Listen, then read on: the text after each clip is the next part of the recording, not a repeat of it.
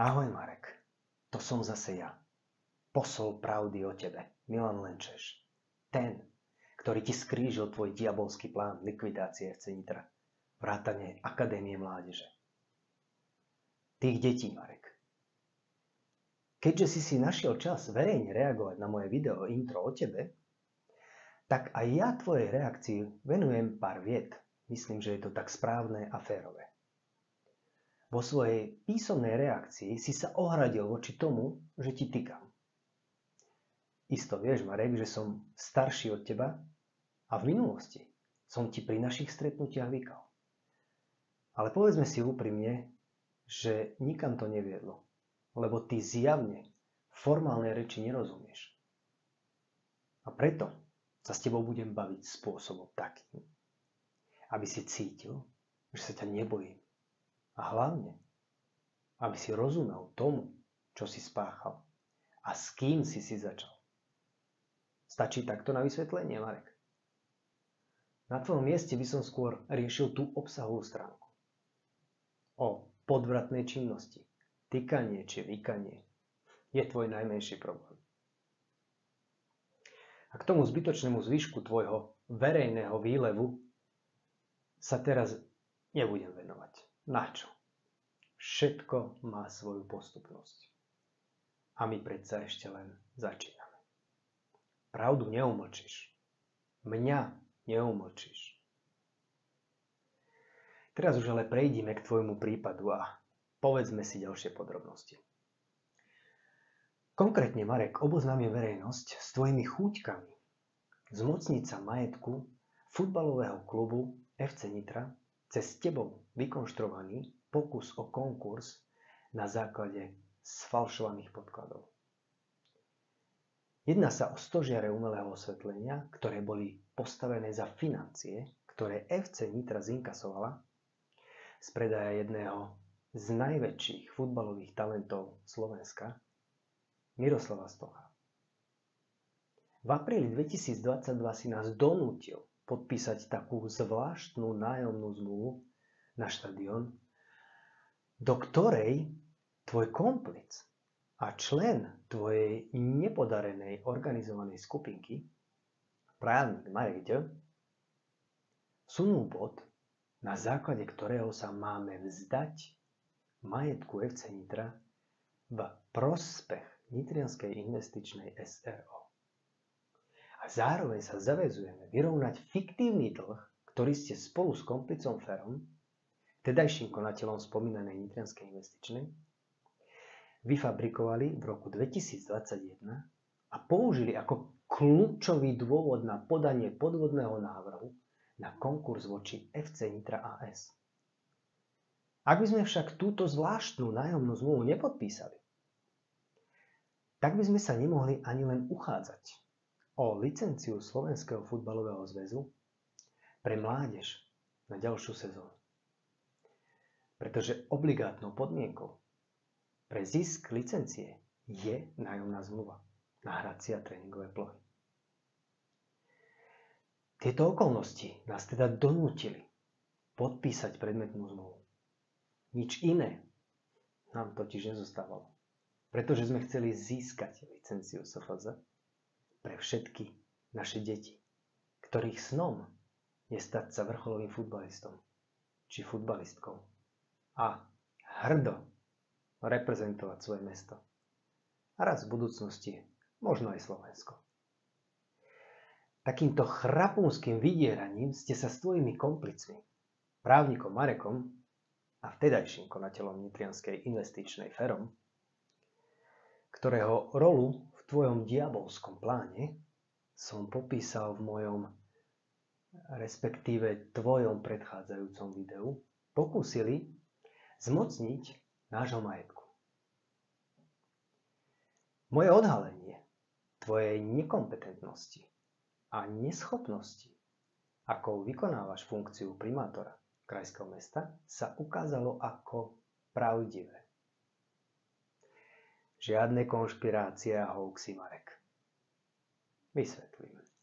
V júli 2022 si mi zavolal, počas toho, ako som bol na dovolenke, s tým, že nakoľko sme nevyplatili vyfabrikovaný fiktívny dlh a ani prevádzkové energie na prevádzku štadióna pod Zoborom, tak nám rušíš tú vydieračskú zmluvu a štadión zároveň poskytneš ďalším 3 futbalovým klubom. Tiež ti pripomeniem aj to, že ako jediný športový klub sme nedostali dotáciu od mesta. Ani cent. Ako jediný. O tvojej sprázdnenosti a konexiami na niektoré osoby z týchto klubov budem hovoriť inokedy. Dotyčné osoby stotožním, nech Nitra vie, s kým a ako si pripravil tzv. Rámcové zmluvy a nasťahoval si tak na náš domovský štadión ďalšie 3 futbalové kluby s cieľom vyštvať nás odtiaľ úplne. Ale späť k tvojej neschopnosti. Tým, že si znegoval svoju vlastnú vydieračskú zmluvu, na základe ktorej si sa nás pokúšal pripraviť o náš majetok, si sa tak možno zbavil podozrenia z trestného činu vydierania, Marek. Po tomto tvojom kroku som sa teda rozhodol podať žiadosť o vysporiadanie majetku s mestom Nitra. Hovorím o tých stožiaroch s umelým osvetlením a o ďalšom majetku v hodnote niekoľko 100 000 eur, do ktorého v roku 2005 FC Nitra investovala. Pre zaujímavosť, znalecký posudok za takéto osvetlenie presahuje 5 miliónov eur.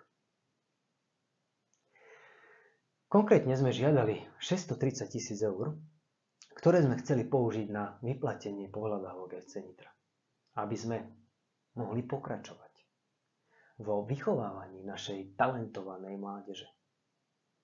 Snahe nájsť nového Moravčíka, Dema či Stocha, ale aj mnoho iných legend, ktoré vzýšli práve z futbalovej akadémie FC Nitra. Vieš, Marek, nás futbal baví a hlavne to robíme pre naše deti, budúcnosť Nitry. Náš návrh si odmietol, pretože z mestského rozpočtu ti utekajú peniažky na kadejaké pofidérne mimovládky, pomocou ktorých si udržuješ náklonnosť svojej voličskej základne. Alebo si tú náklonnosť platíš z verejných zdrojov? Lebo celkom to tak vyzerá. Vieš, pýtam sa zo zvedavosti. Ale naspäť k veci. Verejne si vyhlásil, že sme sa vzdali predmetného majetku podpísaním spomínanej zmluvy, ktorá javí známky vydierania a hrubého nátlaku. Marek, ja neviem, akým látkam holduješ, ale tvoje pobláznené mozgové bunky nepracujú v tvoj prospech.